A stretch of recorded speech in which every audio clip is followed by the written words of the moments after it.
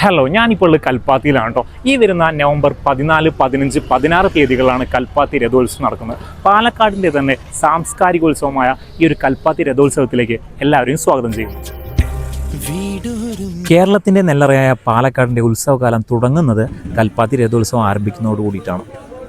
ശ്രീ വിശാലാക്ഷി സമേത ശ്രീ വിശ്വനാഥസ്വാമി ശിവപാർവതി ക്ഷേത്രത്തിലാണ് രഥോത്സവം നടക്കുന്നത്. ഭാരതപ്പുഴയുടെ കൈവഴിയായിട്ടുള്ള കൽപ്പാത്തിപ്പുഴയുടെ തീരത്താണ് നമ്മുടെ ഈ ക്ഷേത്രം സ്ഥിതി ചെയ്യുന്നത്. 700 വർഷത്തോളം പഴക്കമുണ്ട് ഈ ഒരു ക്ഷേത്രത്തിന്.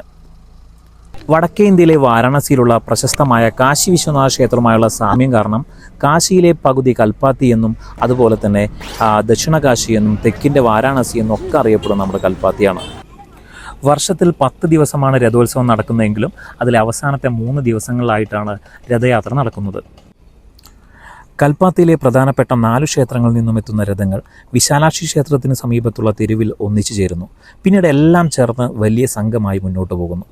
പ്രധാന രഥത്തിൽ ശിവനും ചെറിയ രഥങ്ങളിൽ അദ്ദേഹത്തിൻ്റെ പുത്രന്മാരും എഴുന്നള്ളുന്നു എന്നാണ് വിശ്വാസം. മനോഹരമായി അലങ്കരിച്ച 6 രഥങ്ങളാണ് രഥോത്സവത്തിൻ്റെ ഏറ്റവും വലിയ ആകർഷണം. കൽപ്പാത്തി ഗ്രാമത്തിലെ എല്ലാ വീടുകളും അതിഥികളെ സ്വീകരിക്കുന്ന സന്തോഷത്തിലാണിപ്പോൾ.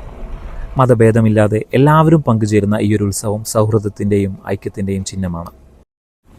അതേ, നമ്മുടെ കൽപ്പാത്തി രഥോത്സവം വെറും ഒരു ആഘോഷം മാത്രമല്ല, അത് ഭക്തിയുടെയും സമാധാനത്തിൻ്റെയും സൗഹൃദത്തിൻ്റെയും കൂടി ഒരു ഉത്സവമാണ്. അപ്പോൾ നമ്മൾ നമ്മുടെ ജീവിതത്തിൽ ഒരിക്കലെങ്കിലും നിർബന്ധമായിട്ട് കാണേണ്ട ഒന്നാണ് നമ്മുടെ കൽപ്പാത്തി രഥോത്സവം കേട്ടോ.